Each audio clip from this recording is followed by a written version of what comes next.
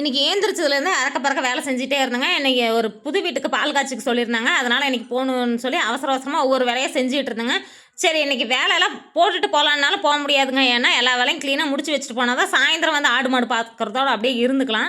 இல்லன்னா எல்லா வேலையும் திருப்பி நம்மளே தாங்க வந்து செய்யணும். நம்ம வீட்லலாம் செஞ்சு குடுக்குறதுக்கெல்லாம் ஹெல்ப் பண்றதுக்கெல்லாம் ஆளெல்லாம் இல்லைங்க. காட்டு வேலை செஞ்சுட்டு இருப்பாங்க. வீட்டு வேலைலாம் எப்பயுமே நம்ம சுத்தப்படுத்திட்டு அப்புறம் தாங்க காட்டுக்கே நான் போவேன். அதனால வந்து எல்லாத்தையும் தொடச்சிட்டு இருந்தேங்க. அப்பதாங்க தண்ணியே வந்தது. நேத்து சரியா தண்ணியே வரலைங்க. சரி இன்னைக்காவது தண்ணி வரப்ப எடுத்து வச்சுட்டு போலான்னு பார்த்துட்டு இருந்தேங்க. இன்னைக்குன்னு பார்த்து ரொம்ப லேட்டா தான் தண்ணி எடுத்து விட்டாங்க.